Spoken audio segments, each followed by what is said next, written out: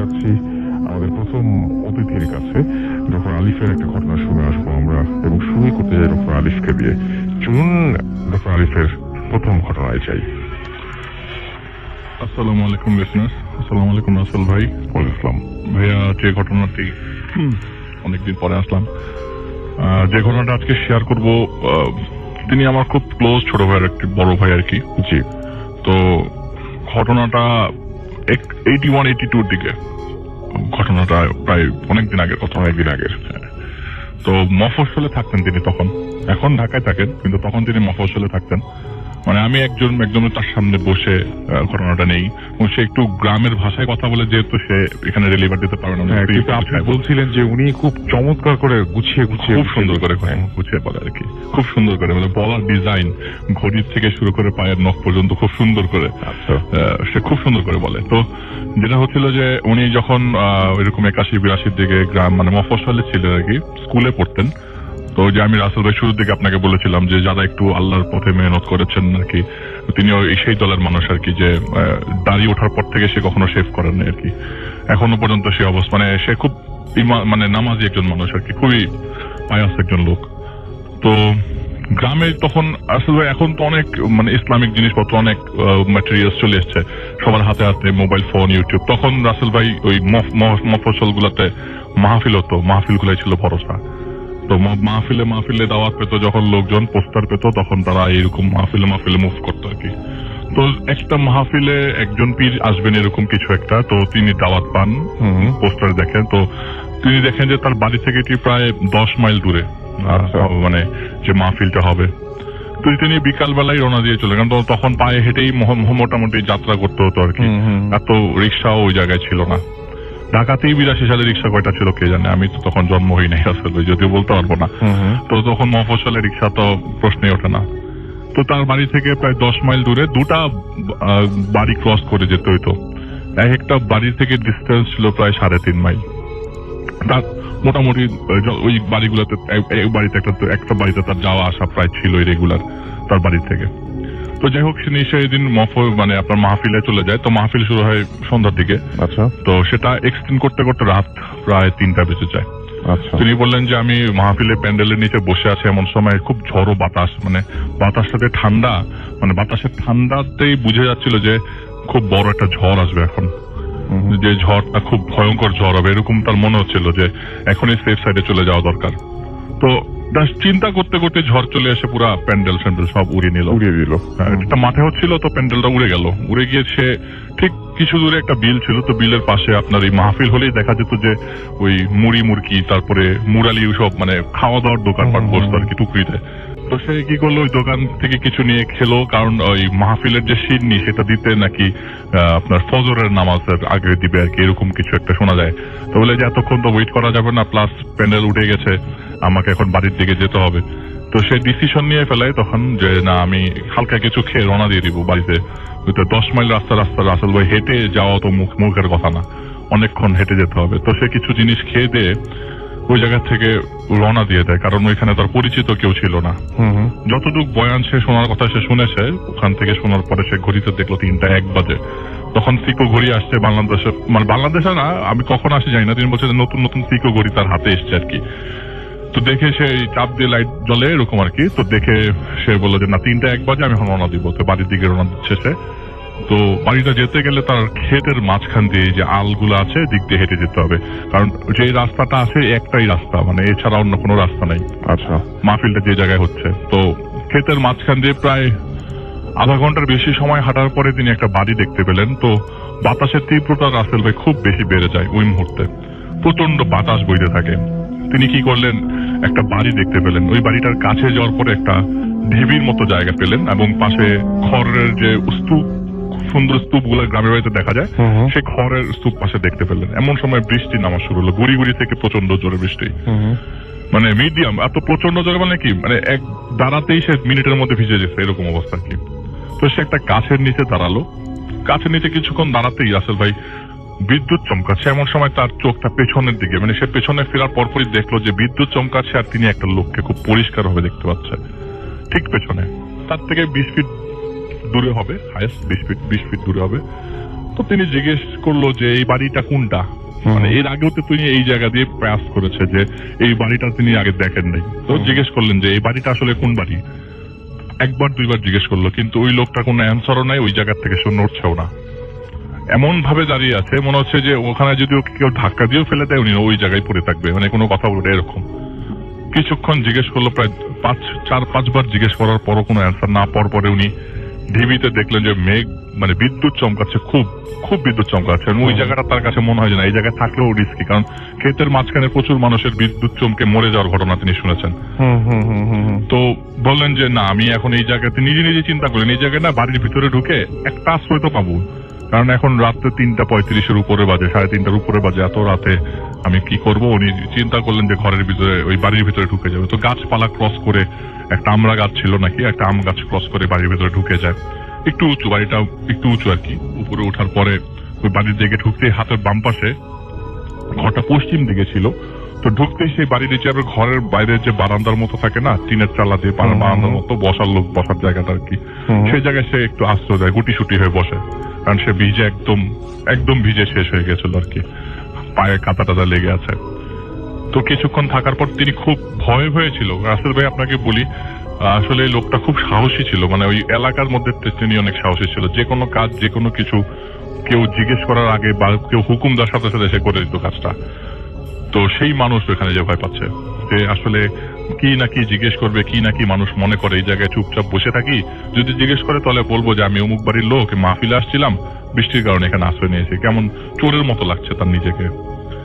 এমন সময় তিনি দেখলেন যে দরজাটা বাতাসে বাড়ি খাচ্ছে, যে ঘরের মধ্যে সে বসে আশ্রয় নিলেন সেই জায়গায় ঘরের দরজাটা বাতাসে বাড়ি খাচ্ছে। একটা ফাঁকে বাতাসে বাড়ি খাওয়ার পর বাড়ি খাওয়ার সাথে সাথে যে হালকা ফাঁকা দেখা যাচ্ছিল, তাতে দেখা যাচ্ছে একটা কপি ভেতরে জ্বলছে। কি জানি মনে করে তিনি ঘরের ভেতরে ঢুকলেন, ঘরের দরজাটা মানে আস্তে করে খুললেন। চাচ্ছিলেন যে যেহেতু ঘরের দরজা বাড়ি খাচ্ছে, হয়তোবা ঘরে কেউ নাই অথবা কেউ আছে জানেন না, তাকে জানানো দরকার বা জাগানো দরকার বা কিছু একটা বলা দরকার। তিনি দরজা খুলতেই দেখলেন একটা বডি বেডের উপরে পড়া, চোখের উপরে একটা বডি পড়া, পটকা গন্ধ, এবং বডিটার অর্ধেক আপনার পচে গেছে আর অর্ধেকটা পচে নাই, এরকম একটা বডি দেখা যাচ্ছে এবং হা করে আছে। মনে হচ্ছে যে এটা মানে একটা মৃত বডিটা তো বুঝাই যাচ্ছে।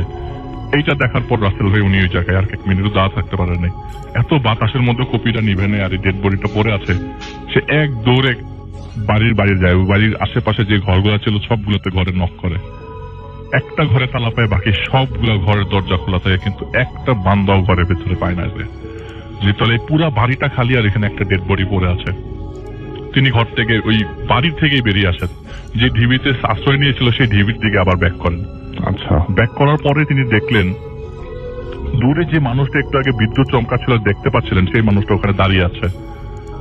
ওনাকে আবারও জিজ্ঞেস করলো যে কি ভাই, এটা কোন বাড়ি, ভিতরে একটা মানুষ পড়ে আছে, ভিতরে একটা ডেড বডি পড়ে আছে, কিন্তু ওই লোকটা থেকে কোনো ধরনের সাউন্ড পাস পেলেন না আর কি। তো হাতের ডান দিকে হঠাৎ করে বাচ্চা খেলছে, এরকম একটা শব্দ আসতে থাকলো, বাচ্চারা খেলছে। বাচ্চাদের সাউন্ড কোথা থেকে আসলো, অবাক দৃষ্টি। তখন সে খুব মানে কান্নারত অবস্থা জিজ্ঞেস করতে, এটা কোন বাড়ি, এটা কার বাড়ি, এটা কোন জায়গা, এটা জিজ্ঞেস করতে ওইখান থেকে একটা বাচ্চাদের ভয়েস আসে তার দিকে যে জানি না। এইটা শোনার পর উনি কি করে যে আর যাই হোক, বৃষ্টিতে ভিজি আর যাই হোক, আমি একটা দৌড় দিব। ক্ষেতের আইল দিয়ে রাসেল ভাই খুব দৌড়ানো খুব কষ্ট হচ্ছে, কোন আইলের দিয়ে কতটুকু দৌড়ানো যায়, কষ্ট করে দৌড়াইতে। তারপর বৃষ্টি পড়ছে, আইলগুলো তো আপনার পুরো কাদায় হয়ে আছে, মানে পিছলা। তারপরে তিনি যতটুকু পারলেন দৌড়ে গেলেন। বলে যে এই বাড়ির থেকে আরো 3 মাইল পর আরেকটা বাড়ি আছে, ওই বাড়িতে আবার তার যাওয়া আসা ছিল রেগুলার। ওই বাড়িটার নাম হচ্ছে পাটোয়ারি বাড়ি।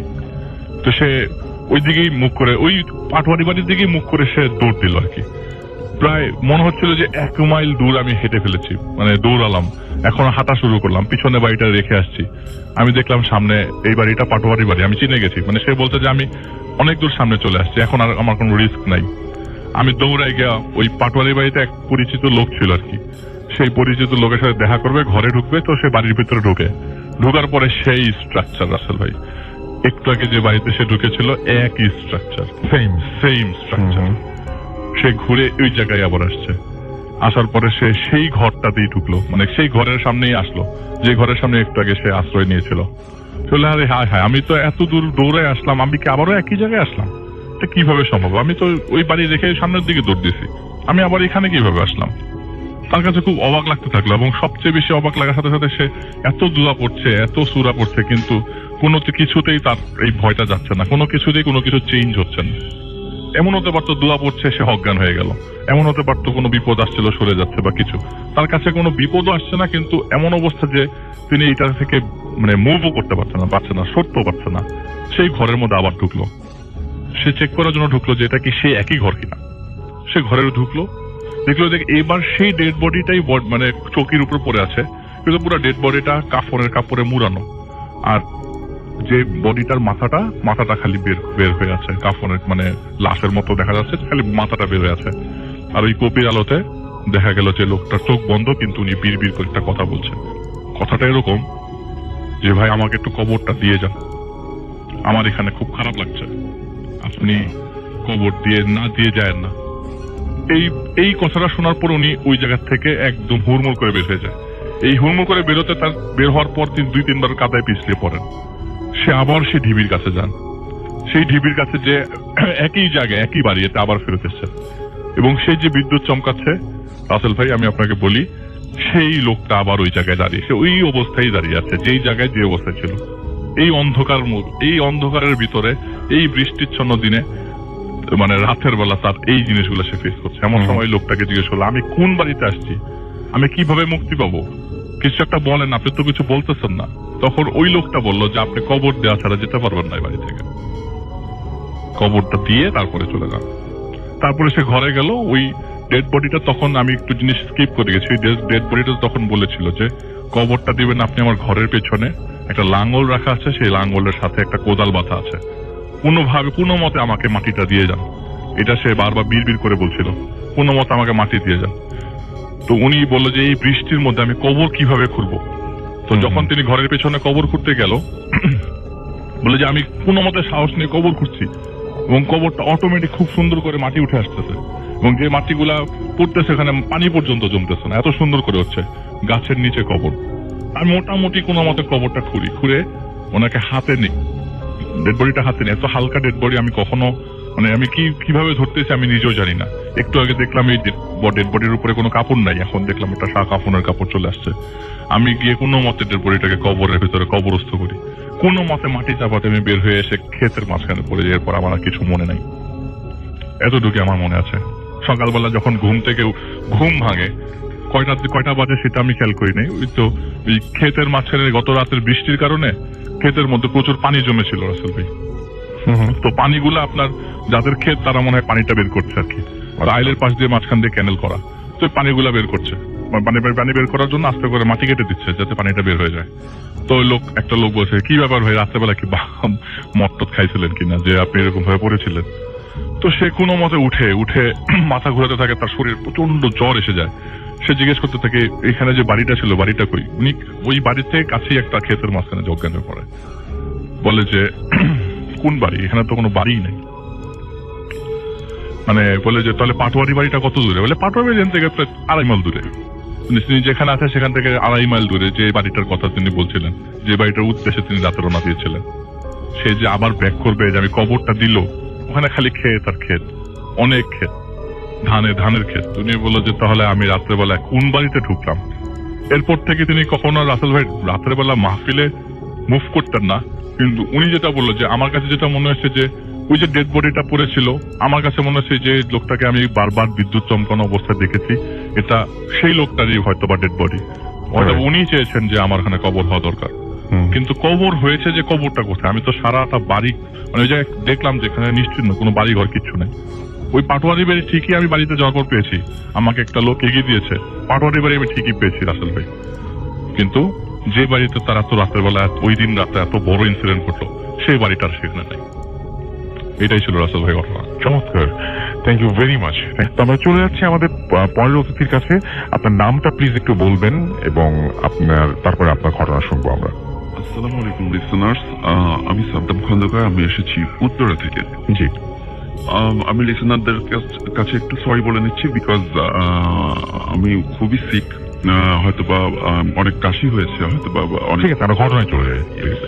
ওকে, তো এটা হচ্ছে আমার গ্রামের বাড়িতে, সেটা হচ্ছে রাজবাড়ি বালিয়াকান্দিতে। আমার টিচার একটা স্টোরি, এটা আমাকে বলেছেন আমার এক ফ্রেন্ড, যার নাম হচ্ছে। তো আমি স্টোরিতে চলে যাচ্ছি। আমার টিচারটা ছিলেন হচ্ছে মানে প্রায় এটা 22 কিংবা 23 বছর আগের স্টোরিটা। তো আমার ওই টিচারটা, উনি তখন মানে খুব বাইরে চলাফেরার অভ্যাসটা ওনার ছিল। তো উনি রাতে চলাফেরাটা একটু বেশি করতেন। তো প্রতিদিনের মতো উনি সেদিনও যান বালিয়াকান্দি নামক ওই আমাদের ওই বাজারটাতে। তো ওখানে যাবার পর উনি হচ্ছে প্রায় রাত তখন 2টো হবে এরকম একটা টাইমে উনি ব্যাক করেন ওনার ফ্রেন্ডদের সঙ্গে আড্ডা দিয়ে। উনি যখন ব্যাক করেন ওই টাইমটাতে আসলে ওনার গ্রামের ওনার যখন বাড়িতে ফিরতে ঠিক আসতে রাস্তায় একটা শ্মশান পড়ে। ওই শ্মশানে এখনো ওখানে মানুষ পোড়ানো হয়। তো এবং ওখানে প্রতি বছর মেলা হয়। উনি যখন ওই রাস্তা দিয়ে আসছিলেন, হঠাৎ করে শ্মশানের পাশে উনি দেখতে পান যে মেলা হচ্ছে, মানে মেলা আকৃতি, অনেক লোকজন ওখানে আনন্দ ফুর্তি করছে। তো উনি আসলে নিজের কিউরিসিটা করতে না পেরে উনি ওখানে ঢুকে যান যে দেখি ওখানে কি হয়। তো উনি ভিতরে যান এবং ভিতরে গিয়ে উনি দেখতে পান যে অনেক মানুষ আনন্দ ফুর্তি করছে, অনেক দোকান বসছে। তো উনি আসলে এর মধ্যে ভিতরে গিয়ে ওনার 2-3 জন পরিচিত লোকের সঙ্গে ওনার দেখা হয়ে যায়। তো উনি ওখানে অনেকক্ষণ আড্ডা টাড্ডা দেবার পর হঠাৎ করে উনি দেখে যে চারিপাশের যত লাইট গুলো ছিল সব বন্ধ হয়ে যায় অটোমেটিক। তো এর মাঝে 2 জন লোক ওনাকে এসে বলে যে তুমি কি এখন যেতে পারবা? তো উনি আসলে ওই টাইমটাতে একটু নার্ভাস হয়ে যায় যে কি ব্যাপার, আমি এতক্ষণ কি মানে কিসের মধ্যে ছিলাম আমি বুঝতে পারলাম না যে এরকম একটা অবস্থা। হঠাৎ করে আমি দেখলাম চারিপাশে কত মানুষজন, আলো জ্বলছে, হঠাৎ করে এরকমটা হয়ে গেল। আসলে একটু ভয় পেয়ে যান। তো উনি ওই লোককে বলে যে হ্যাঁ আমাকে একটু এগিয়ে দিয়ে আসুন। তো ওই লোকটা ওনাকে নিয়ে এগিয়ে দিয়ে আসতে চায়। তো কিছু দূর যাবার পর ওই লোকটা ওনাকে বলে যে আচ্ছা এখন কি তুমি যেতে পারবা? তো তখন উনি বলে যে না আমাকে আর একটু এগিয়ে দিয়ে আসুন। দেন আবার উনি কিছু দূর এগিয়ে দেন এবং এরপর আবার বলে যে তুমি কি এখন যেতে পারবা? তো উনি বলে যে না। এভাবে যেতে যেতে ওনার যে বাড়িটা, ওনার বাড়ির সামনে কবরস্থান আছে, ওখানে এলাকার যে মানুষগুলা মারা যান তাদের দাফন করা হয় ওখানে। তো উনি ওখানে যেই ওই পর্যন্ত এসছে তখন হচ্ছে ওই লোকটা আবার আমার ওই টিচারটাকে জিজ্ঞাসা করছে যে তুমি কি এখন যেতে পারবা? তখন আমার টিচার বলছে যে না প্লিজ, এত দূর যেহেতু এসছেন আর একটু আসেন। তখন ওই লোকটা বলছে যে না আমি তো আর যেতে পারবো না। তখন ওই টিচার উনি অ্যাকচুয়ালি দৌড়ে গিয়ে ওনাকে চাপতে ধরে যে না প্লিজ আমাকে আরেকটু দিয়ে আসুন। তো তখন উনি যেটা দেখতে পান আলোতে, হালকা ঝাপসা জ্যোৎস্নার আলোতে যেটা দেখতে পান সেটা হচ্ছে যে ওনার মুখে কোনো মাংস নেই, কঙ্কালের আকৃতি পুরোটা। তো উনি ওই টাইমটাতে ভয় পেয়ে যান, বাট ওনাকে বুঝতে দেন না। আমি আগেই বলেছি উনি খুবই সাহসী ছিলেন। তো উনি ওনাকে বুঝতে না দিয়ে উনি বলে যে প্লিজ আমাকে দিয়ে আসুন আর একটু, আমি তো চলে এসেছি প্রায়। এভাবে যেতে যেতে ওনার যখন বারান্দা পর্যন্ত, মানে ওনার বাড়ির ভেতরে বারান্দা পর্যন্ত এসছে, তখন ওই লোকটা বলছে যে আচ্ছা এখন কি তুমি যেতে পারবা? তখন বলছে একটু দাঁড়ান আর একটু আসুন। তখন উনি ওনার রুমে ঢুকে যায়। ওনার রুমে ঢুকে দরজাটা লক করে বলতেছে যে হ্যাঁ আপনি এখন চলে যান, আমি এখন যেতে পারবো, আমার এখন আর কোনো প্রবলেম হবে না, আপনি এখন চলে যান।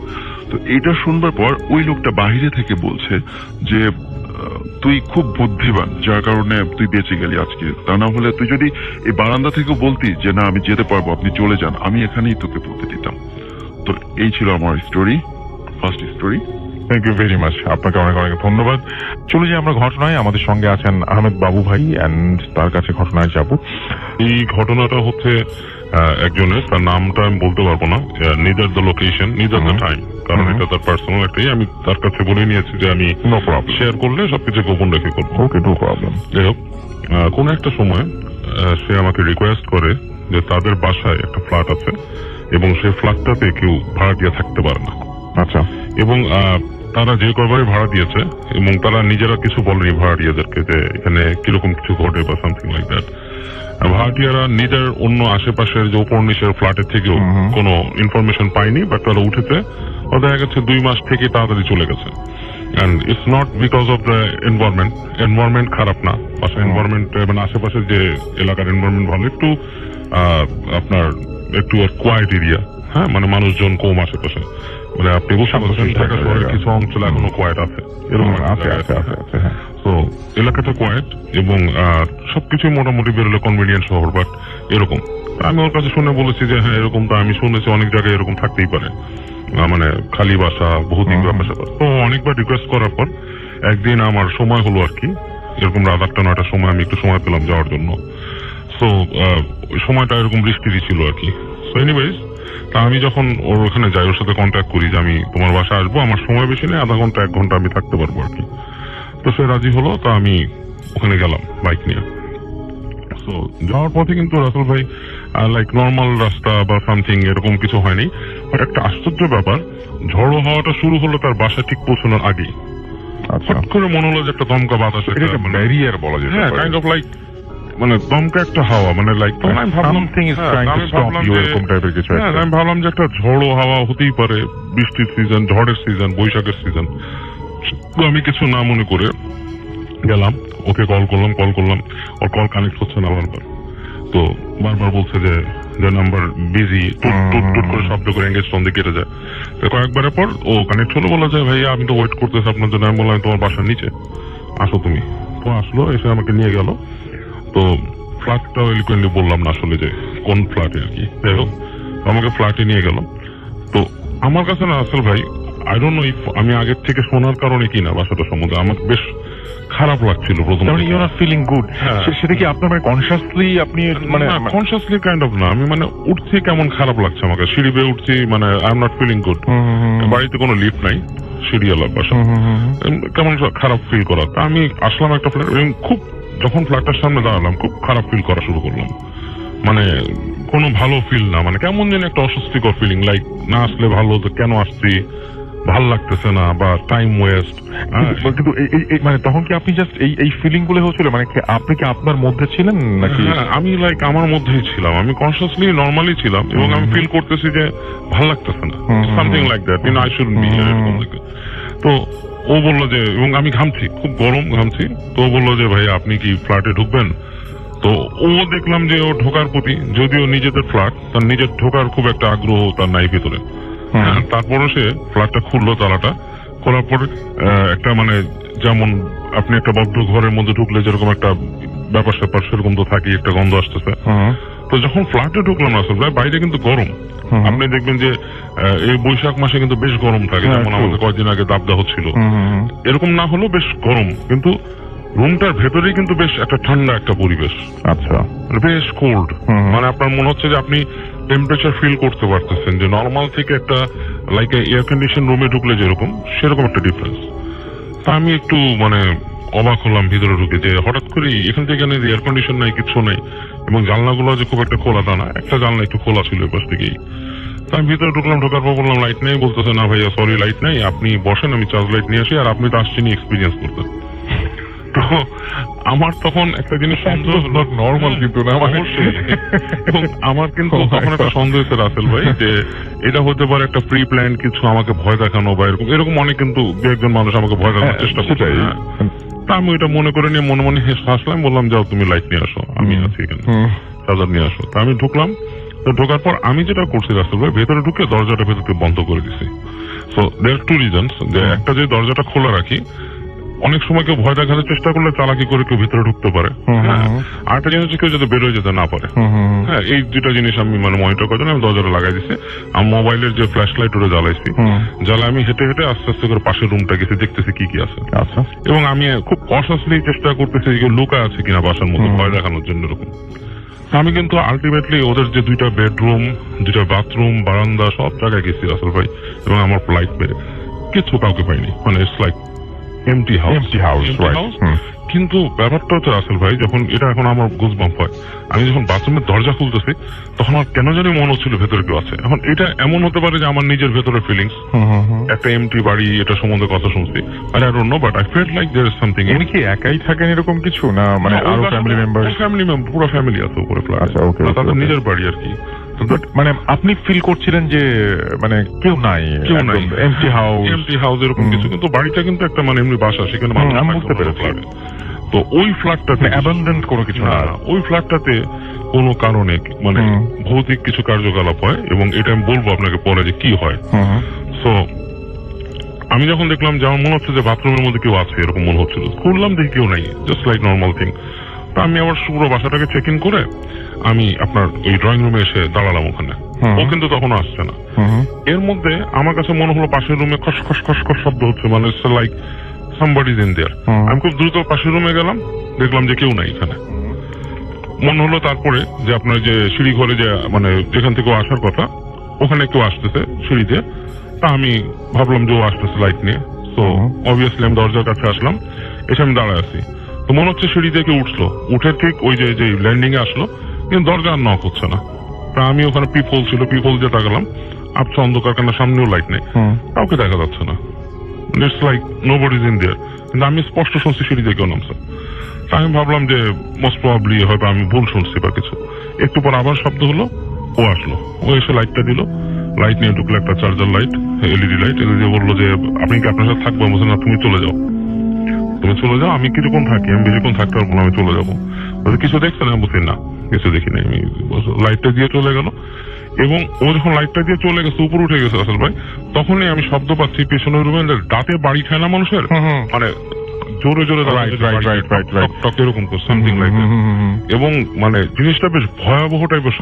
অবশ্যই ভয়াবহ, মানে আপনার শুনলে হঠাৎ করে একা মানে খুব অস্বস্তি লাগবে। এবং আমি কিছুক্ষণ ফ্রিজ হয়েছিলাম দরজার সামনে। তারপর আমি তাড়াতাড়ি হেঁটে ওই যেখান থেকে আসছে শব্দটা ওখানে গেছে। আচ্ছা, ওখানে গিয়ে দেখি রুমের মধ্যে কিছু নাই, কিন্তু ওইখান থেকে ওই রুম থেকে কিন্তু দাঁতে বাড়ি খাওয়ার স্পষ্ট হচ্ছিল, শব্দ হচ্ছিল। রাইট অ্যাওয়ে তখন হলো কি, ধুম করে ওই যে মেন যে দরজাটা, ওখানে কেউ কিল মারলো, বা একটা ধাক্কা দিল জোরে। আমি সাথে সাথে আসছি বাইরে, এসে গেটের সামনে আসলাম, মানে ওই যে পিপল দিয়ে তাকাচ্ছি, কেউ নাই। আমি দরজাটা খুলে ফেলছি। আবার খুলে ফেলার পরে দেখলাম যে বাইরে মানে ঝড় শুরু হয়েছে, বাতাস শুরু হয়েছে, ঝড় হচ্ছে বাইরে। কিন্তু রাসেল ভাই, ওখানে কিন্তু এমন একটা স্টেয়ার কেস, ওইখানে কোনো কিছু উড়ে এসে বাড়ি খাবে এরকম কিচ্ছু নাই, কিছু নাই। আচ্ছা, nothing is there that could make the sound, এরকম করে হয়েছে। তারপর আমি দাঁড়ায় থাকলাম গেটের কাছে কিছুক্ষণ, কাজ আমি অলরেডি একটু অস্বস্তি ফিল করা শুরু করছি, কাজ আমি একলা এবং ঝড় হচ্ছে বাইরে, এবং I was not feeling good either. তো একটু পরে দেখি ও নেমে আসছে, আবার এসে বলতেছে যে কি ভাইয়া কিছু হয়েছে, ঝড় বৃষ্টি হচ্ছে, আপনি যাবেন কিভাবে, এখানে একা একা থাকবেন, বা মানে ও জিনিসটা। আমি বললাম যে আমি একটু আগে একটা জিনিস হয়েছে, তোমার এখানে কে যেন নক করছে ধুম করে। তো বলতেছে ভাইয়া this is one of the problem. আচ্ছা, যে এই বাসাটায় প্রায় এরকম নক হয়, নট নেসেসারিলি যে এখন ঝড় হয়েছে এরকম না, এরকম নক হয়। এবং ওদের বাসার যে ওই যে কাজের মেয়ে থাকতো, এই কাজের মেয়ে প্রায় ধরে যেত, তার মৃগির মতো, তার ছিল না, তার কোনো সিজার ছিল না, বাট তার দাঁতে দাঁত লেগে পড়ে যেত ওখানে। আচ্ছা, এবং প্রায় মানুষ শুনতো ওখানে কেউ দাঁতে বাড়ি খাচ্ছে, এরকম শব্দ হয়। তারপরে শব্দ পেত যে কোনো বাচ্চা যদি মানে দৌড় দিয়ে যায়, হামাগুড়ি দেয়, এরকম শব্দ হয় বাস ফ্ল্যাটটার ভেতরে। আচ্ছা, আমি বললাম যে ইজ দেয়ার এনি রিজন যে তোমাদের এখানে কোনো কিছু অতীতের ঘটনা ঘটছে কিনা? ফ্ল্যাটটা দেখে তো মনে হচ্ছে না খুব বেশি পুরানো। তো বলতেছে না যে ফ্ল্যাটটা খুব বেশি দিনের পুরোনো, বাট এই ফ্ল্যাটে এই সমস্যাগুলো শুরু হয়েছে আমাদের এখানে একজন জ্যোতিষ থাকতো। আচ্ছা, এই জ্যোতিষ এখানে আসার পর থেকেই উনি যখন চলে গেল, ওনার সাথে ভাড়া নিয়ে একটু গন্ডগোল হয়েছিল বলে, উনি চলে যাওয়ার পর থেকে এই ধরনের শব্দগুলা এখানে আপনার আমাদের এখানে হয়, এই ধরনের প্রবলেম গুলো হয়। তো উনি মোস্ট প্রবাবলি এরকম কিছু চিকিৎসা করতেন আর কি, এই যে মানুষ পজেস্ট মানুষ টানুষের এগুলো। আমি বললাম যে দেখো, আমি তো যা বুঝলাম তোমাদের এখানে হয়তো কিছু থাকতে পারে, so what you do is like তোমরা কোনো একজন ভালো মানে ধর্মীয় ইমাম টিমাম এনে বাসাটাকে বন্ধ করে দাও। বলছে যে এরকম আসলে সবাই তো ধরে না ভাড়া দেয়, এবং আমার বাসার মানুষরা এত বেশি কনসাস নেই ব্যাপারে, বাট এই প্রবলেম গুলো হয় ভাড়াটিয়ারা যে থাকে না, এটাই কিন্তু কারণ। এবং তারা কিন্তু বলে না ভাড়াটিয়ারা এসে যেখানে ভৌতিক প্রবলেম হচ্ছে, ঠিক আছে। আর ওর যেহেতু এটা একটা সোর্স অফ ইনকাম, এই কারণে আমি এইসব ব্যাপারগুলো আরো একটু এড়াই গেলাম আর কি, সব ব্যাপারগুলো। আসল ভাই, ওকে, থ্যাংক ইউ ভেরি মাচ। শুরু থেকে নাম শুনি, তারপরে কোথা থেকে এসছো তুমি সেটা জানি, তারপরে আমরা ঘটনায় যাই। হাই লিসেনার্স, আমি নাফিউল করিম, এসেছি লালমাটিয়া থেকে। আচ্ছা, আমরা চলে যাই ঘটনায়। ঘটনাটা হচ্ছে 1986 বা 87 এর দিকে। এই ঘটনাটা আসলে আমি জানতাম না, আমার ছোট মাথায় এত কিছু কাজ করেনি। কিন্তু একদিন উঠানে যখন আমরা গ্রামে, এটা আমার গ্রামে বেড়ানোর সময় আমরা গল্প করছিলাম, তখন আমাদের মধ্যে এক খালা বলে উঠে যে এই মনে আছে উঠানে কি হয়েছিল। আর আমি একটু অবাক হয়ে গেলাম, কিন্তু সাথে সাথে আমি যেটা খেয়াল করলাম যে আমার খালা এবং অন্য সবাইরা জাস্ট এই জিনিসটাকে ধামাচাপা দিতে চাইলো। আমি কিছু বোঝার আগেই তারা অন্য টপিকে চলে গেল। আমি তারপরে ওই দিন রাত্রে আমার মেজো খালাকে জিজ্ঞেস করলাম যে কি হলো, যে সবাই মানে এরকম ধামাচাপা দিল কেন ব্যাপারটা, মানে এই উঠানে কি হয়েছিল আসলে। তারপরে আমার খালা বললো, কিন্তু আমার খালাকে আমি এটাও প্রমিস করেছিলাম, সরি রাসেল ভাইয়াসকে এটা ব্রেক করতে হচ্ছে, যে আমার মানে এই ঘটনাটা আমি কাউকে শেয়ার করবো না এবং এটা স্প্রেড করবো না।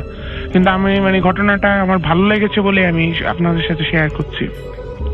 আমার খালা বলেছিল যে ঘটনাটা ঠিক, উনি ব্ল্যাক ম্যাজিকে একটা ঘটনাও বলবেন প্লাস পজিশনে একটা ঘটনা বলবেন।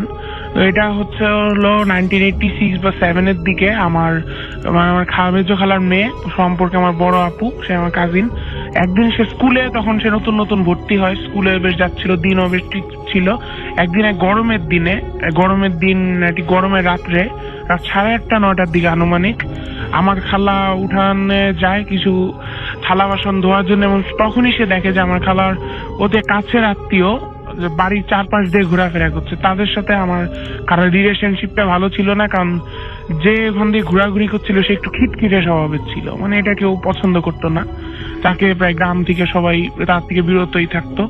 এবং আমার খালা জিজ্ঞেস করে যে ভাবি কি হয়েছে, তখন তিনি উত্তর দেয় যে মানে কনফিউজড এবং প্রচন্ড টেন্স। তিনি এখান থেকে বলে না কিছু হয়নি বলে তিনি প্রায় রাশ করে চলে আসেন বাইরে।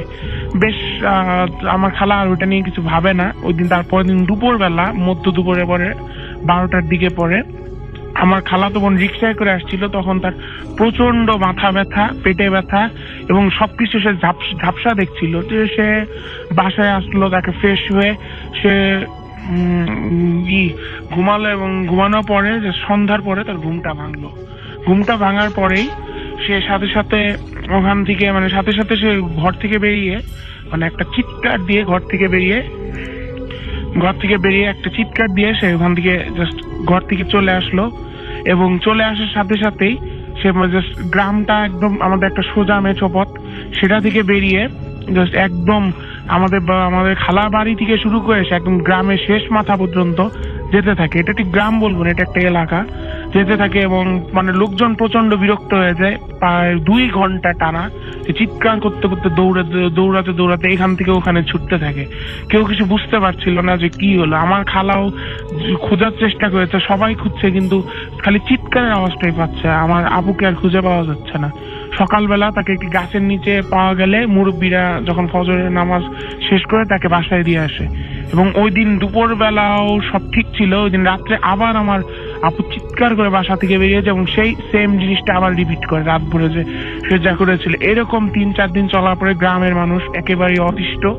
এবং মাঝে মাঝে অনেকেই, আমি শুনেছি এইগুলো, অনেকেই জানালা খুলে দেখেছে যে আমার আপু যখন দৌড়াচ্ছে, তার চুল ছেড়ে দিয়ে দৌড়াচ্ছে, তখন পিছন একটা প্রায় আগুনের গোলা, একটা ফায়ার বল তাকে একটা ডিস্টেন্স রেখে আকাশের উপর দিয়ে তাকে ফলো করছে। এবং এইটা অনেকেই দেখেছে, শুধু একজন না। তারপরে আমার আপু এরকম করতেই থাকে। করতে করতে একদিন ওখানে এক চা দোকানদার, সে জাস্ট মানে রেডিও শুনছিল, তখন রেডিওতে অনুষ্ঠান হচ্ছিল, অনুষ্ঠান শুনছিল। সে এক পর্যায়ে মানে বিরক্ত হয়ে গেল একেবারে, যে এটা তো আর মানে টলারেট করা যায় না, রোজ এরকম ঝামেলা। সে বাইরে বেরিয়ে খুব রুড হয়ে মানে আমার খালাতো বোনের কাঁধে হাত দিয়ে বললো যে এই মানে কি হয়েছে তোমার। এই বলার সাথে সাথে খালাতো বোন তার হাতটাকে ধরে একটা আছাড় মেরে মাটিতে ফেলে দেয় এবং সাথে সাথে তাকে মারপিট করা শুরু করে দেয় এবং তার হাতে কামড়ানো শুরু করে দেয়। এরকম করতে করতে আমার প্রায় তার একটা রক্তাক্ত হাল হয়ে যায়। এবং যখন দেখবে যে একেবারেই লোকটা বাঁচবে না, লোকটা মারা যাবে, তখনই আমার আপু সেখান থেকে প্রস্থান করে এবং মানে আবার দৌড়াতে তার কাজটি সে চালিয়ে যায়। এবং তারপরের দিন সকালেও তাকে ওই এক গাছের নিচে পাওয়া যায়, একটা গাছের নিচে। এরকম করে লোকজন, মানে এটা গ্রামের জ্ঞানী গুণী যারা, তারা মুরব্বীরা তারা সবাই আমার খালুকে সাজেস্ট করে যে এটা শুধু মানে একটা মানে এটা কোনো প্যারানর্মাল বিষয়, এটা কোনো না, এটা সুপার ন্যাচারাল বিষয়, এটা এখন আর ওর অসুস্থতার মধ্যে পড়ে না।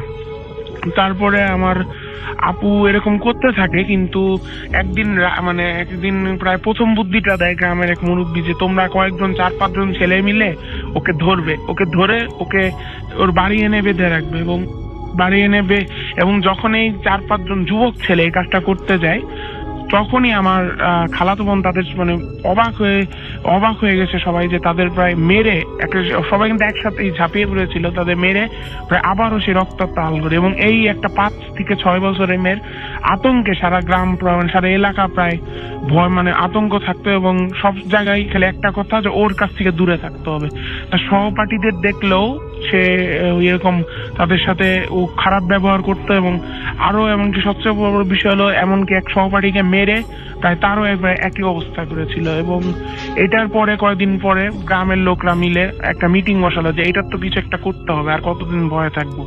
প্রথমবার যে মিটিংটা হয়েছিল, প্রথমবার মিটিং হওয়ার পরে উঠানে একটা বড় একটা কাঠের টেবিল, সেটাকে ঘিরে সবাই বসেছিল এবং গ্রামের সবাই এটা একটা ডিসিশন নিচ্ছিল যেটা কি করা যায়। হঠাৎ করে জাস্ট একটা আগুনের গোলা হঠাৎ করে কোথ থেকে সে স্পিডে এসে টেবিলটার সাথে ক্ল্যাশ করে এবং সাথে সাথে একটা এক্সপ্লোশন হওয়ার সাথে সাথে যে 2 জন ছিল একদম টেবিলের ও 2 প্রান্তে তারা একটা ছিটকে পড়ে যায়, এবং ছিটকে তাদের শরীরে অনেক বার্ন হয়, এবং তারপরে যে যার মতন ওই দিন দৌড়ে বাসায় পালিয়ে যায়। আমার খালু ওই দিন খুব ভয় পায়, তবুও সে কিছু বলে না। তারপরের দিন যে মিটিংটা হলো রাত্রের বেলা, ওই দিন রাত 8:30টার দিকে, পরের দিনে মিটিং এ সবাই বসে মিটিং করছে। এখন মিটিং এ একটা প্ল্যান বানাবে, সেই প্ল্যানটা আমি একটু পরে বলছি। মিটিংটা যেই শেষ হয়ে যাওয়ার সাথে সাথে আমার আপুকে ওই দিন আসলে বেঁধে রাখা হয়েছিল ঘরের দরজাটা ছিল 2টা পার্ট, একটা কাঠের দরজা, এবং আমার আপু একটা লাথি মেরে দরজাটা ভেঙে জাস্ট খালি এটুকুই বলে যে তোরা আমার কিছু করতে পারবি না, করলে তোদেরই ক্ষতি হবে।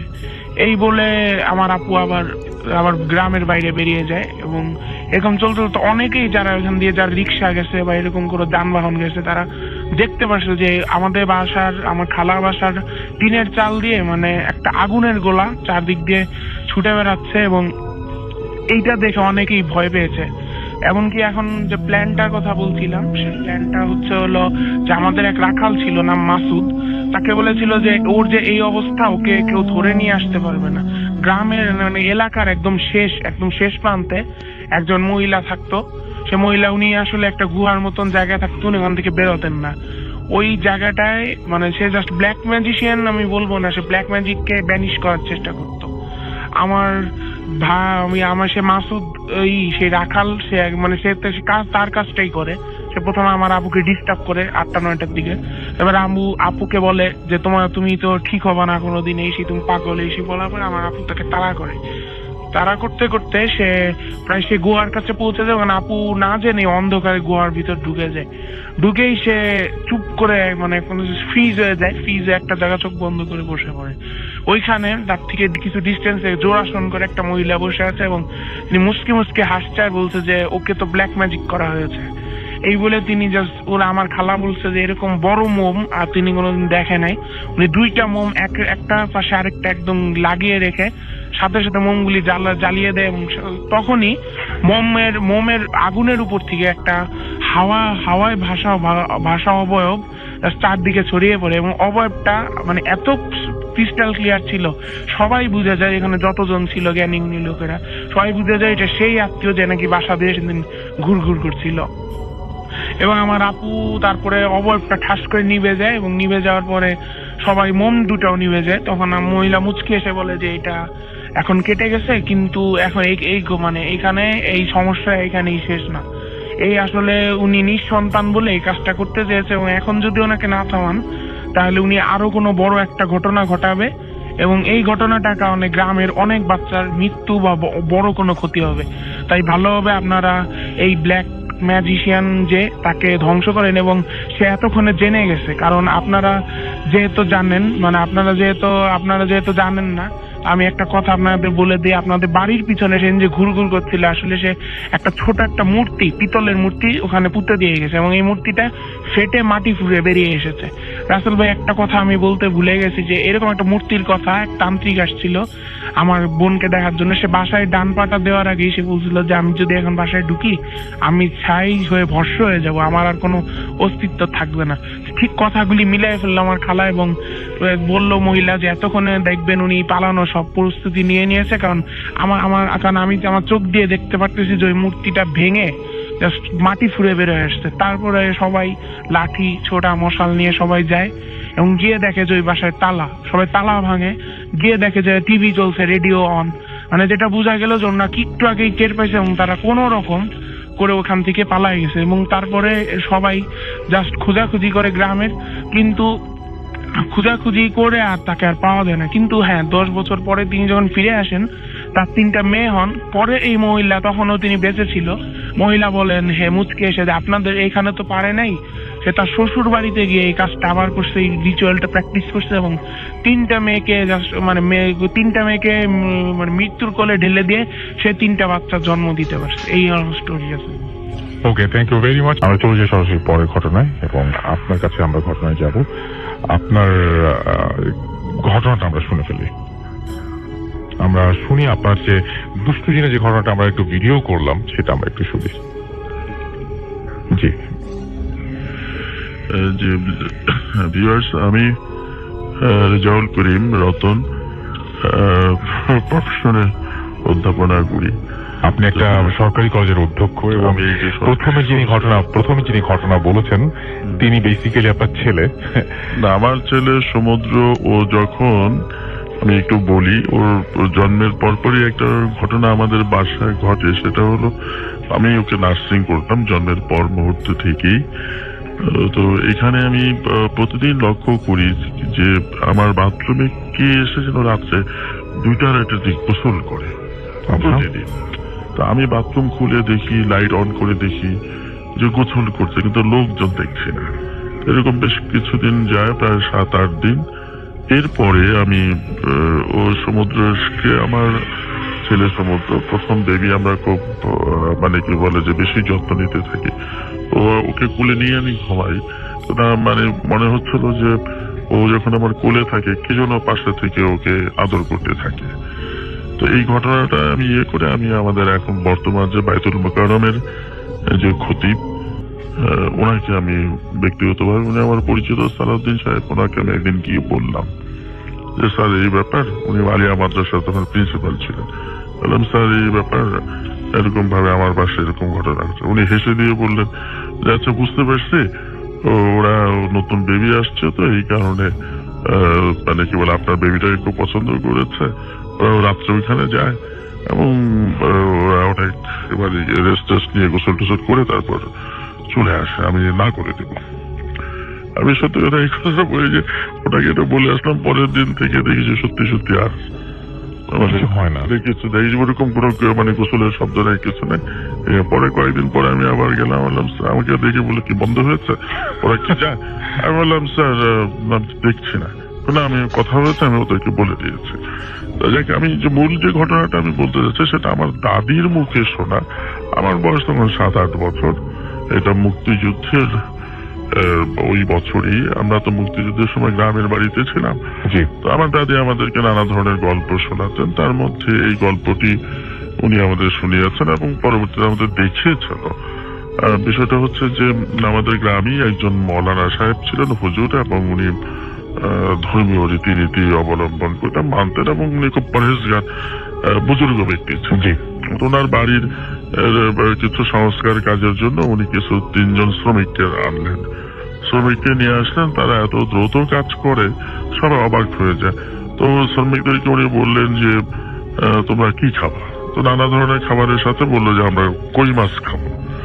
তো পীর সাহেব বা ওই মৌলানা সাহেব তার 10-11 বছরের সন্তানকে দিয়ে ওদেরকে দুপুরে খাবার পাঠিয়েছে, সাথে 3টা কই মাছ। তো কই মাছে নদীর মানে নিজের পুকুরের কই মাছ ভেজে দিয়েছেন, গরম ভাজা এবং বাড়ির ভেতর থেকে বাইরে নিয়ে আসতে যে সময়টুকু লাগে এই সময় ওই বাচ্চা ছেলেটার হয়তো মানে কি বলে যে ওই মাছের ঘ্রাণেতে আকৃষ্ট হয়ে একটা মাছের মাথা খেয়ে ফেলেছে। তো শ্রমিকদের মধ্যে থেকে একজন হঠাৎ করে বলে ফেলেছে, মানে মাছ ক্রুদ্ধ হয়ে গেছে, ওই 3টা মাছের মধ্যে 2টা মাছের মাথা আছে, একটা মাছের মাথা নেই। ক্রুদ্ধ হয়ে বাচ্চাটাকে একটা চট থাপ্পড় দিয়ে বলেছে এটা কে করেছে? তো ও বলছে যে আমি খেয়ে ফেলেছি। তো এই কথা বলার সাথে সাথে ওর ঘাড় মটকে ওর সাথে সাথে মেরে ফেলেছে। মেরে ফেলার পরে হইচই পড়ে গেছে, সবাই ছুটে এসেছে। পীর সাহেব বা মৌলানা সাহেব বাড়ির ভিতর থেকে শুনেছেন যে এই কাণ্ড ঘটেছে, তার ছেলেটাকে মেরে ফেলেছে ওই শ্রমিকদের একজন বা শ্রমিকরা 3 জনে মিলে। এটা শোনার পরে উনি সবাইকে মানে নিবৃত করলেন এবং বললেন যে না ঠিক আছে, আবার হয়ে গেছে, ওকে নিয়ে বাচ্চাটাকে নিয়ে আসা, আমরা দাফন টাফন করি। কিন্তু উনি কিভাবে কৌশলে ওদেরকে আটকে ফেললেন। আচ্ছা, আটকে ফেললেন এইভাবে যে ওরা আর বাড়ির বাইরে বা ওই সীমানার বাইরে যেতে পারছে না ওই 3 জন শ্রমিক। কিন্তু উনি কিন্তু কাউকেই বলেন না যে 3 জন শ্রমিক ছিলেন জিন। এখানে একটু বলা আবশ্যক যে ওই মৌলানা সাহেব জিনদেরকে লালন পালন করতেন, এটা সবাই জানতেন যে উনি জিনের সাথে ওনার একটা ওঠা বসা আছে। আচ্ছা, তো বাচ্চাটাকে দাফন টাফন করার পরে ওই শ্রমিক 3 জনই মৌলানা সাহেবের কাছে গিয়ে বলছে যে আমাদেরকে ছেড়ে দেন, আমরা চলে যাব। বলছে হ্যাঁ তোদেরকে আমি ছেড়ে দেবো, রাখতো না। তো সন্ধ্যার পর হয়ে গেছে, উনি রাতের বেলায় তাদেরকে ওনার হয়তো অনেক কিছু উনি জানতেন বা কিভাবে তাদেরকে হাসিল করতে হয় এটাও জানতেন, কিভাবে ব্যাক করতে হয় ফেরত দিতেও জানতেন। তাদেরকে খুব কৌশলে বা ওই পদ্ধতিতে তাদেরকে সকালবেলা উঠে দিল যে 3টা তাল গাছ বাড়ির সামনে মানে রাতারাতি ব্যাপারটা ঘটেছে। এবং এই তাল গাছ 3টা আপনি বলছিলেন যে এখনো এই তাল গাছ 3টা এখনো আছে, খুবই অদ্ভুত। এবং এটা সবাই জানে যে ওই 3 তাল গাছ মানে হচ্ছে ওই 3টা জিনের মানে অস্তিত্ব বহাল। আপনার কাছে আরো একটা ইন্টারেস্টিং ঘটনা আছে, সেটা আমরা ফিরে আসবো। তার একটু বাবু ভাইয়ের কাছে আরো একবার যাই এবং একটা ছোট্ট ঘটনা শুনে আসি। তারপরে আমাদের হাতে খুব কম সময়, ঘটনা অনেক বেশি, সো আমরা দেরি না করে ঘটনায় চলে যাই। হ্যাঁ রাসেল ভাই, এটা হচ্ছে যে আমার এক স্টুডেন্ট আছে, ওর নাম হচ্ছে পলাশ। ওদের বাড়ির কাহিনী, ওর পূর্বপুরুষ আর কি, ওর দাদা সে সময়কার দাদার ভাই ছিল আর কি। তো ওদের ওখানে যে নদীর পাড়টা আছে সে জায়গাটা আসলে খুবই আর কি একটা অংশ আছে আর কি, জায়গাটা হচ্ছে আপনার খুবই মানুষের কাছে খুব নটোরিয়াস। মানুষ বলে যে এই জায়গাটাতে দিনে দুপুরে অনেক আজে বাজে জিনিস দেখা যায়। তো ওর দাদা যে ছিল সে আসলে এই ব্যাপারটা ঠিক মতো আর কি, দাদার ভাই দাদা যে আর কি, সে জিনিসটাকে একদম মানে ইগনোর করতো। উনি এই ধরনের জিনিস কখনো ভয় পেত না এবং কখনো এগুলো নিয়ে মাথা ঘামাতো না। তো উনি যখন তখন বাইরে যেত, ঘুরতে ফিরতো, ওনার মতো উনি কাজ করে বেড়াতো আর কি। একদিন ওর দাদার ভাই আর কি ওই দুপুরবেলা আর কি ঘোরাঘুরি করেছে। তো ওইখানে একটা আপনার ওদের ওখানে একটা মন্দির ছিল আর কি। তো ওই মন্দিরের পাশে একটা আম গাছ ছিল আর কি। জি, তো সেই আম গাছে আর কি আপনার কেউ নর্মালি আম ধরে থাকতো, কেউ ওইটা পারতো না আর কি। আম ধরে ওখানে পড়ে গেলেও কেউ ওখান থেকে আম কুড়াতো না আর কি। তো দাদার ভাই ছিল, উনি এগুলো নিয়ে আর কি খুব একটা কেয়ার করে না। উনি ওদিকে গেছে, ওনাকে ওনার পাশের বন্ধুরা বলছে যে যদি তুমি ওখান থেকে আম নিতে পারিস তাহলে মনে করবো যে তুই কিছু একটা আর কি, তোর ভেতরে আসলে সাহস আছে।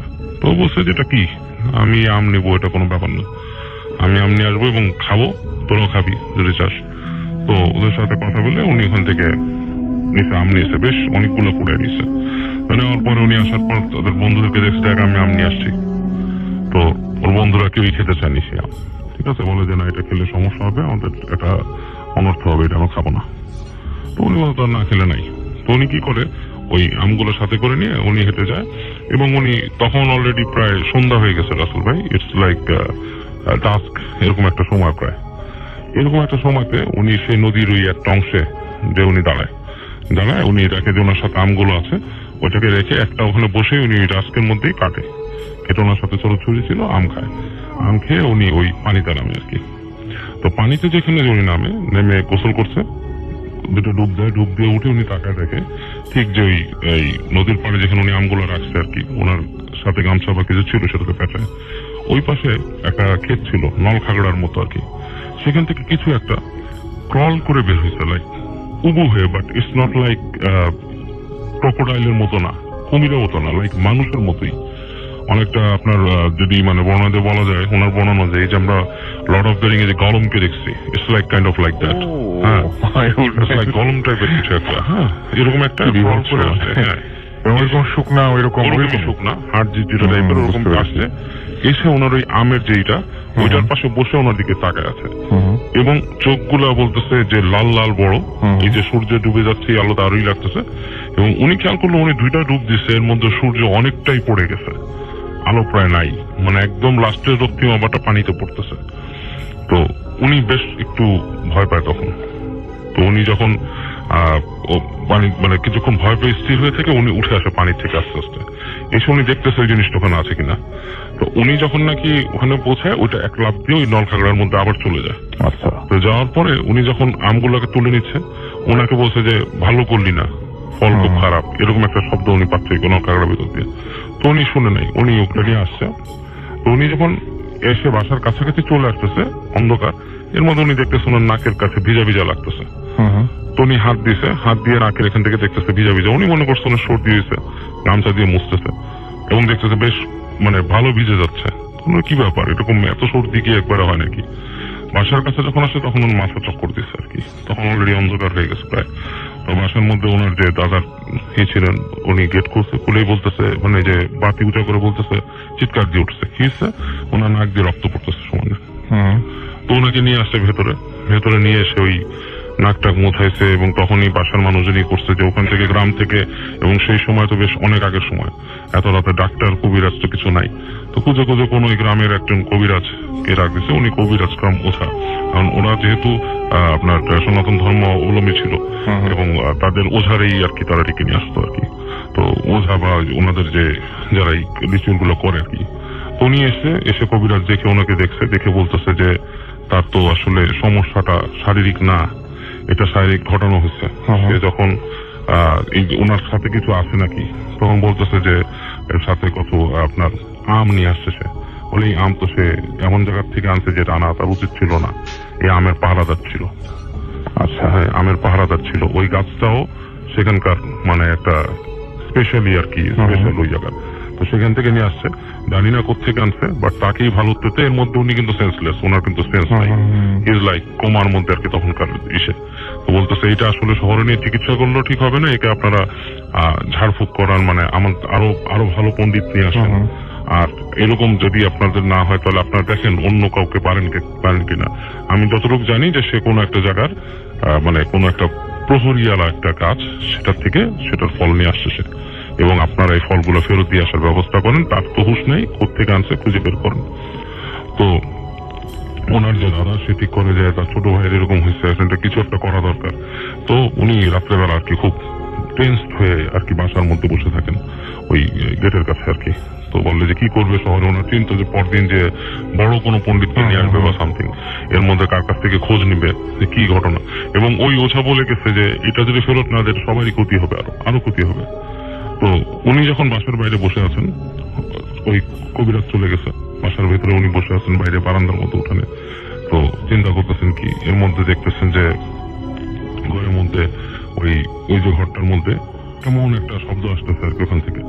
তো উনি হঠাৎ করে উনি দেখে যে ওই ঘরের মধ্যে কিছু একটা নড়াচড়া করতেছে আর কি, সামথিং লাইক একটা শেয়ারো টাইপের। তো উনি করে কি, দৌড় দিয়ে ওখান থেকে একটা ওনাদের ছিল মানে হেরিকেন টাইপের একটা কিছু নিয়ে ঘরে ঢুকে দেখে যে ঘর থেকে খুব দৌড়ে যেমন ইঁদুর বের হয়ে যায় সেরকম কিছু একটা কিন্তু বড় সাইজের, উনি যে ঢুকছে ওখান থেকে শট করে বের হয়ে গেছে। এবং উনি যখন ভেতরে ঢুকে দেখে যে ওই ওনার যে ভাই ছিলেন তার জিহ্বা বের হয়ে আছে এবং মানে গলগলা মুখ দিয়ে রক্ত বেরোচ্ছে, মানে হি ইজ ডেড। উনি বুঝতে পারে যে মারা গেছে। এবং উনি তখন মানে পরীক্ষা করে যতটুকু বুঝতে পারে বাসার মধ্যে খুব হয়ে যায়। পরদিন সকালবেলা উনি খবর নেন এবং এটা খবর শুনে ওর বন্ধুরা এসে বলে যে কি হয়েছে আর কি, যে এরকম ব্যাপার স্যাপার, যে এই ওর মানে এরকম মারা গেল এসে। তখন বন্ধুরা বলতেছে যে আমরা না করছিলাম ওকে ওখান থেকে আম নিয়ে আসতে, ও কিন্তু ওখান থেকে আম আনছিল, এনে খাইছে এবং আমরা ভয়ে কেউ আম খাইনি ওখানে। এবং এই সময়তেই ওনাদের ওখানে একজন ছিল আর কি, মানে একজন হুজুর ছিলেন আর কি, এখানে থাকতেন আর কি। তো তিনি এগুলো ঘটনা শুনে ওনার ওই দাদার দিকে পরামর্শ দেয় যে তোমরা যেটা নিয়ে আসছো যেখান থেকে জিনিসটা সেখানে রেখে আসো। আচ্ছা, এটা হয়তো বিভিন্ন জিনিসের একটা থাকতে পারে, জিনিসগুলো তোমরা এরকম রেখো না, ঠিক ঠিক আছে? তো এটা শোনার পরে ওনার মনে হয় ওর দাদার যে পরামর্শটা হয়তো ঠিক না, তখন ওরা যে ওই আমগুলো আবার গাছের কাছে রেখে চলে আসে যাতে তাদের ক্ষতি না হয়। ওকে। এখন এখানে কিন্তু একটা ব্যাপার আছে রাসেল ভাই, আমরা কিন্তু অনেক সময় শুনি যে গার্ডেড থিং লাইক ল্যাপ্রিকনস প্রপার্টি বিদেশেও শোনা যায়। হ্যাঁ, এরকম কিছু জিনিস কিন্তু থাকে। এই যে জিন প্রসঙ্গটা আসতেছে, জিন দিয়ে গার্ড করা অনেক জিনিস থাকে, ঠিক আছে? এটা আসলে আমরা সত্যি এটা অনেকেই কিন্তু বোঝে না এটা। হ্যাঁ, এটা সত্যি। যাই হোক, আমরা পরবর্তী ঘটনায় চলে যাই। আমাদের হাতের সময় খুব কম। আমাদের সঙ্গে আরো অনেকেই আছেন, তাদেরকে আমরা নিয়ে আসতে হবে আমাদের স্টুডিওতে। আরো একবার আপনার কাছে ফিরে আসলাম।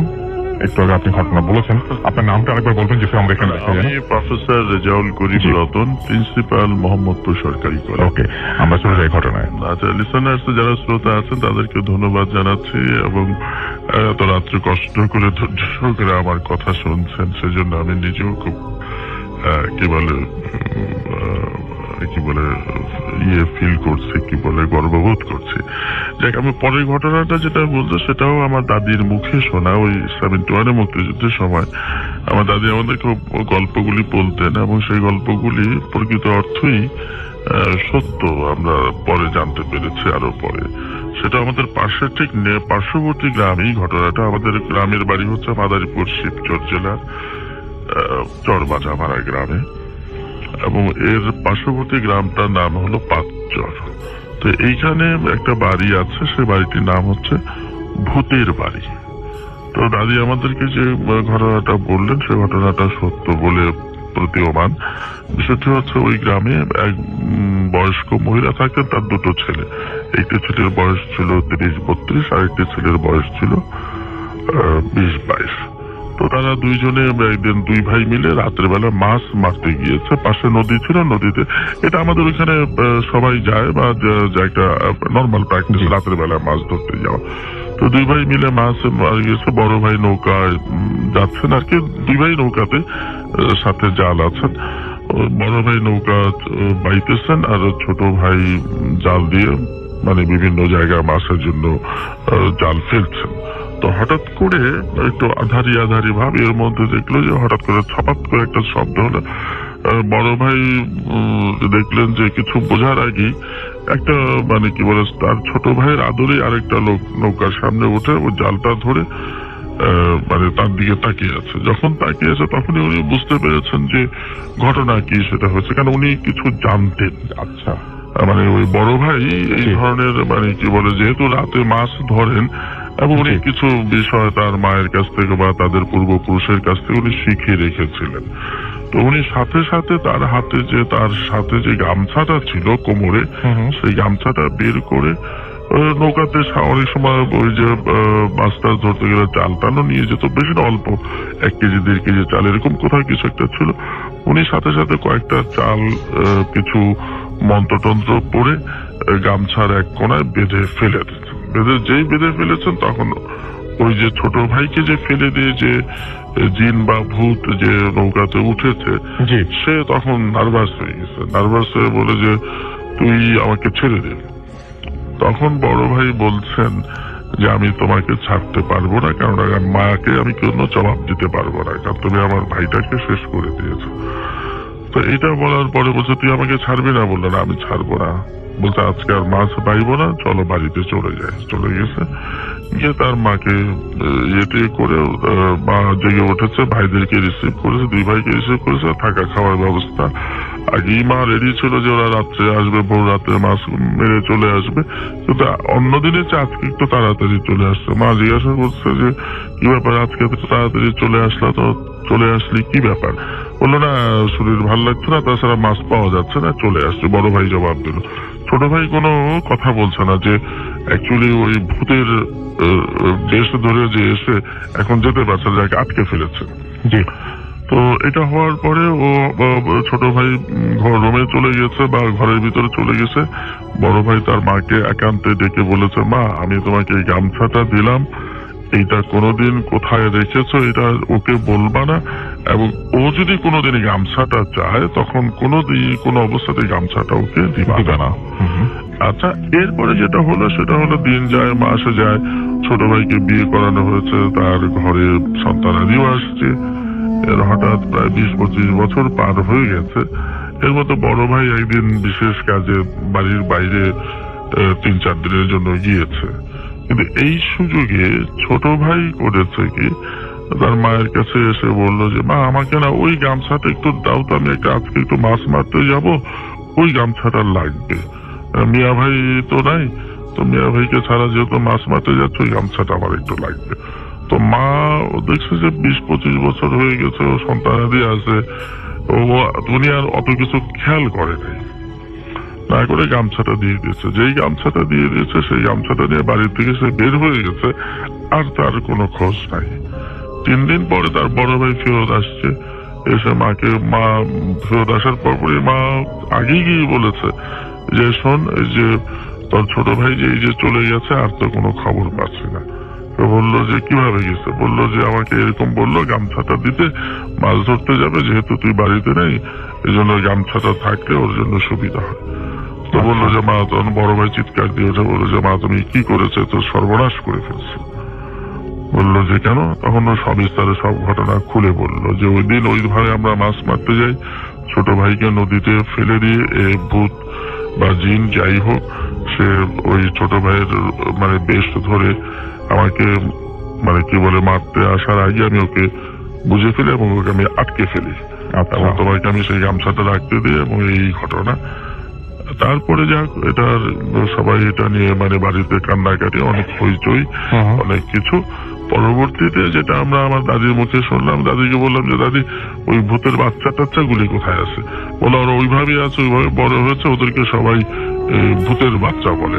এবং তার ছোট ভাই বিয়ে করার পরে তাদের 2টা ছেলে সন্তান হয়েছিল, তো তাদেরকে সবাই ভূতের ছেলে হিসাবে জানে, এবং তার মিসেসও অনেকদিন বেঁচে ছিল, তাদেরকেও ভূতের মিসেস বলতো, এবং ওটা নামই হয়ে গিয়েছিল যে ভূতের বাড়ি।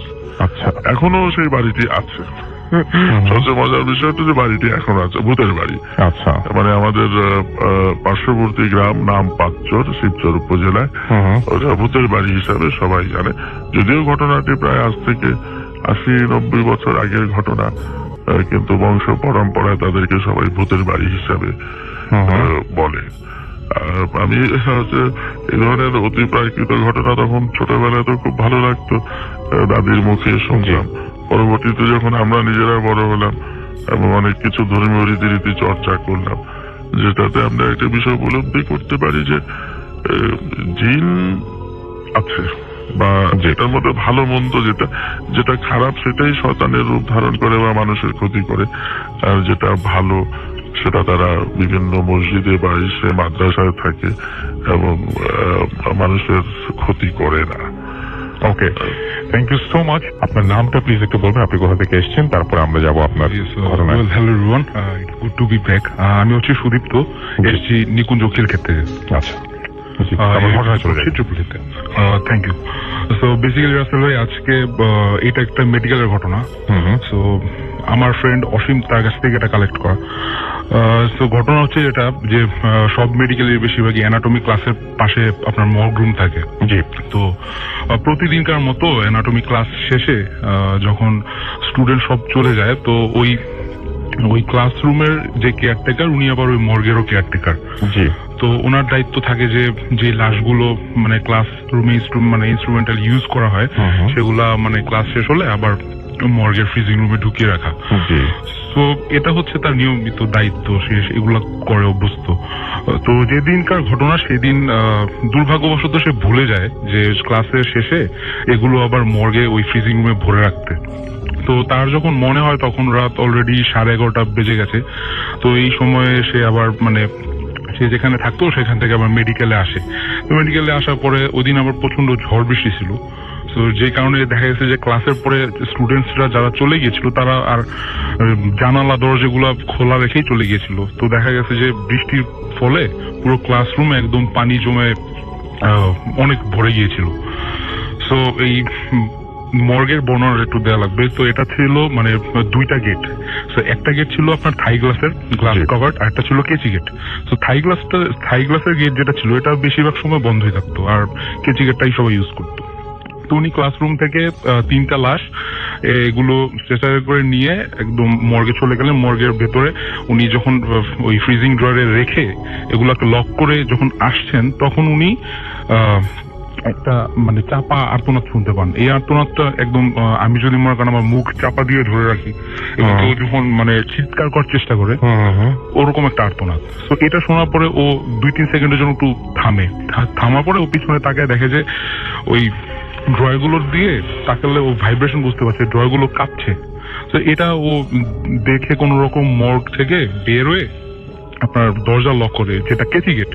তো কেজি গেটের ওই পারে তো দেখাই যায়, ও যখন ক্রস করছিল তখন দেখে যে আর্তনাদের সাউন্ড আরো একটা না 2টা-3টা একাধিক মানুষ এরকম সাউন্ড করছে, মানে মানুষের সাউন্ড দিয়ে আর কি সাউন্ড হচ্ছে। তো ও প্রচন্ড ভয় পেয়ে যায়। ও চলে আসতে যাবে, এই সময় ওই থাই গ্লাসের গেটটা ক্রস করা লাগে। তো যখন ওই থাই গ্লাসের গেটটার পাশে দিয়ে যাচ্ছিলেন, উনি শুনতে পান যে এই গ্লাস দুপদাপ সাউন্ড, মানে ওই পাশ থেকে কেউ একজন মানে গ্লাসের দরজায় বাড়ি দিচ্ছে, আঘাত করছে। তো আসলে এইটা কোয়াইট ইম্পসিবল যে রাত্রেবেলা মর্গের ভেতর কেউই নাই, এটা তারা মানে বাড়ি দিচ্ছে কেউ। তো উনি কি করে, ইনস্ট্যান্টলি মানে ফেইন্ট না হয়ে ওনার 2 আর কলিগকে ফোন দেয়। ওনার 2 কলিগ তারপরে আসে। তারপর তিনজনই এক্সপিরিয়েন্স করেছিল যে তারপর 3জন ওরা দেখার জন্য ঢোকে যে কি হচ্ছে আসলে, প্রচন্ড সাউন্ড, ধূপধাপ সাউন্ড, আর্তনাদ। তো ওনারা কেজি গেট খোলে, আবার যখন ঢুকে, এই পার্টটা ইন্টারেস্টিং আছে ভাই। ওই রুমে টোটাল ড্রয়ার ছিল 6টা, তো 6টার মধ্যে 6টা লাশ। তো লাশ 4টা হচ্ছে আপনার বাইরে, এবং এগুলো হচ্ছে একটা দরজার সামনে, একটা হচ্ছে টেবিলের উপর, মানে ছড়িয়ে ছিটিয়ে আছে, যেটা কখনো পসিবল না। মর্গে রাত্রেবেলা রাত তখন 12টা-1টা দিয়ে কেউই থাকে না। এটা দেখার পরে যিনি মানে দায়িত্বরত ছিলেন, যিনি যাকে মানে ফোন দিয়ে যাদের এনেছিলেন, তিনি প্রচন্ড ভয় পান। তিনি তখন ওইদিকে মানে ফেইন্ট না হলেও প্রচন্ড ভয় তার হাত পা কাঁপা শুরু করে। তো তারা সবাই লাশগুলোকে আবার যার যার নির্দিষ্ট ড্রয়ারে রেখে লক করে চলে আসেন। তো ওই দিন সারাদিনই তার প্রচন্ড শরীর খারাপ থাকে। পরের দিন তার প্রচন্ড জ্বর চলে আসে। তো এই জ্বরের মধ্যে তিনি একবার 3 ঘন্টার জন্য মানে কোমাতে চলে গিয়েছিলেন। আচ্ছা। তো এই কোমাতে থাকা অবস্থায় তার যখন মানে জ্ঞান ফেরে, তখন ডাক্তাররা জিজ্ঞেস করে যে তুমি মানে এই 3 ঘন্টা তো তুমি কোমায় চলে গিয়েছিলে, তো তখন তুমি কি কোনো, তো আবার ডাক্তারদের বলে যে আমার রাসেল ভাই ডাক্তারদের বলে যে আমার খুব ব্যাড একটা ফিলিং হয়েছিল, আমি স্বপ্নেও দেখেছি কিছু, যে ওই লাশের হয়তো তার যা লাশ ছিল তারাই হয়তো তাকে হয়তো স্বপ্নে দেখিয়েছে যে ওই যে ক্লাসরুমে বললাম না যে খুলে রেখে চলে গিয়েছিল, সে আর এগুলো আনতে মনে নেই। তো যে ব্যক্তির লাশ, সে হয়তো একটু নাখোশ হয়েছিল যে ইউজ করার পরও কেন আমাকে মানে আমার সৎ ব্যবহারটা করা হলো না, বৃষ্টিতে পানি পড়েছে, আমার কেয়ারটেকটা ভালোভাবে হয়নি। তো এইসব তার স্বপ্নে কেউ একজন এসে বলেছে। তারপর থেকে তার অনেক মানে নিজেকেও দোষী লাগে এবং সে এই চাকরিটা ছেড়ে এখন মানে অন্য চাকরিতে চলে গেছে। এটা ছিল ঘটনা। থ্যাংক ইউ ভেরি মাচ আপনার ঘটনার জন্য। আমরা তারপরে আবার আপনার কাছে ফিরে আসবো। আমরা তারপরে সেকেন্ড ঘটনায় যাব। আপনার একটু ছোট করে শুনবো আমরা, যেহেতু সময় খুব কম। আমরা পরবর্তী ঘটনায় যাচ্ছি। আমাদের আরো একজন লিসেনার যিনি প্রথমে ঘটনা শুনেছিলেন, তার নামটা, আপনার নামটা প্লিজ তো বলবেন, তারপর আমরা ঘটনায় যাব। কারিম সমুদ্র। আরেকবার বলবেন। হাই লিসেনার্স, আমি নাফিউল কারিম সমুদ্র। আপনার ঘটনায় আমি যে স্টোরিটা বলবো সেটা হচ্ছে হলো একটা আরবান লেজেন্ড কেম ট্রু। মানে স্টোরিটা প্রথমে শুরু দিক দিয়ে একটা আরবান লেজেন্ড হিসেবে ধরা হতো। এটাও ফরিদপুর একটি ঘটনা, এবং ঘটনাটা আমি যেটা জানি 2টা ঘটনা। এই 2টা ঘটনা, একটা ঘটনা শুনবো ওকে ছোট করে। এই ঘটনাটা আমার মামার সাথে ঘটা। আমার মামা জাস্ট বর্ন হয়েছে 84-85 সালের দিকে। এখন আমার নানার বয়স 7 দিন যখন আমার মামার বয়স ছিল, সেদিনই তিনি মৃত্যুবরণ করেন। এবং আমার মামা ভালোই ছিল, ক্লিনিক্যালি সে একদম ক্লিয়ার ছিল।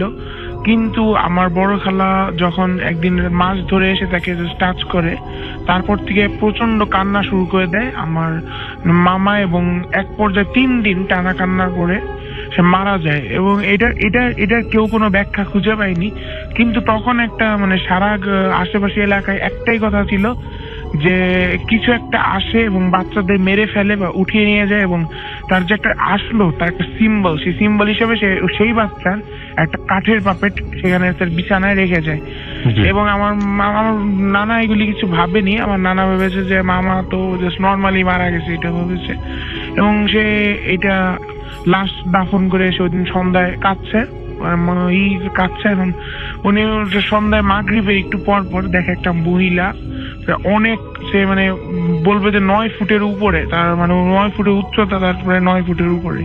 জি। সে তাকে বলছে যে এখন আর কেঁদে কি লাভ, যা হবার তা তো হয়ে গেছে, এখন তুই অন্যদিকে খেয়াল কর, তোর অন্য ছেলে মেয়ে আছে।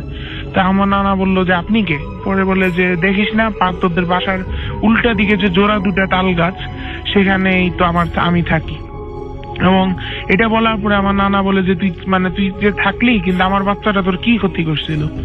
সে বলে যে আমি তো ক্ষতির কিছু না, কিন্তু তোর বাচ্চাটা আমার খুব ভালো লাগছে, আমি আর আমার স্বামী পাশে থাকি তোদের ওইখানে, তোর বাচ্চাটা এত ফুটফুটা যে আমি নিঃসন্তান, এবং আমাকে আমার স্বামী বলছে যে ওই বাচ্চাটা আমার চাই। চিন্তা করিস না, তোর বাচ্চা বেঁচে আছে। তোর বাচ্চাকে আমরা, এটা শুনতে হাস্যকর লাগবে যে তোর বাচ্চাকে আমরা 7 সমুদ্র 13 নদীর পাড়ে নিয়ে একটা সেফ জায়গায় রেখে দিছি। আমার নানা বলে যে আমার বাচ্চাকে ফেরত দে, আমি তোর কিছু করবো না, আমি খালি তো আমার বাচ্চা ফেরত চাই। আর আমি দরকার তোর যা চাই তা দিবি, আমি যদি তোদের জন্য কিছু জবাই দিতে হয়, বা তোরা যদি কোনো মুরগি চাস বা এরকম কিছু চাস, আমি তোকে দিয়ে দিব। অন্য মানে সাথে সাথে তো উনি হেসে মুচকি এসে সেই অবয়বটি বলে যে আমি তো কিছু চাই না, আমি তো ছেলেটা চাইছিলাম, সেটা আমি নিয়ে নিছি, এখন তুই আর কিছু করতে পারবি না, তুই যাতে সারা জীবন টেনশন করে না মরিস, তার জন্য আমি তোকে এইটুকু বলে গেলাম। আমার নানা এত রাগ হয়ে যান যে তিনি সাথে সাথে, উনি অনেক কিছু জানতো, এগুলি এখন আমার বলার সময় নেই, উনি অনেক তখন একটু হাতটা মুট করে ওনার মুখের কাছে নিয়ে ফু দিয়ে উনি জাস্ট মুখটা ছেড়ে দেন, এবং সাথে সাথে জিনিসটা হাওয়ায় মিলে যায়। আমার নানা একটু সন্দেহ হয় যে ব্যাপারটা কি, এরকম বাচ্চা নিয়ে গেছে, এরকম কিছু তো একটা গ্রাম ভরে আতঙ্ক ছড়াইছে। সে তারপরের দিন কবরটা খুঁড়ে, আমার বড় মামাকে নিয়ে কবরটা খুঁড়ে, এবং খুঁড়ে যেটা দেখতে পারে যে কবরে একদম পারফেক্টলি বানানো একটা পাপেট, এবং পাপেটটা সে যখন কোলে নিবে, সে কোলে নিয়ে তার চোখ থেকে 2 ফোঁটা পানি পড়ে, এবং তখনই বৃষ্টি নামে, পাপেটটা কাদা হয়ে তার হাত দিয়ে বেয়ে পড়ে। শুধু ঘটনা এখানেই শেষ না, ঘটনা অনেক দিন অনেক লোকেরাও, তারপর আমার নানাও মাঝে মাঝে দরজা খুলে উনি যখন জানালা দিয়ে বাড়ির পিছনে যে বাঁশ ঝাড় ওখানে দেখতো কি যে সেই কাঠের পাপেটটা হাঁটি পাপা করে হেঁটে বেড়াচ্ছে, এবং বলছে যে মা আমাকে কোলে নাও, বাবা আমাকে কোলে নাও।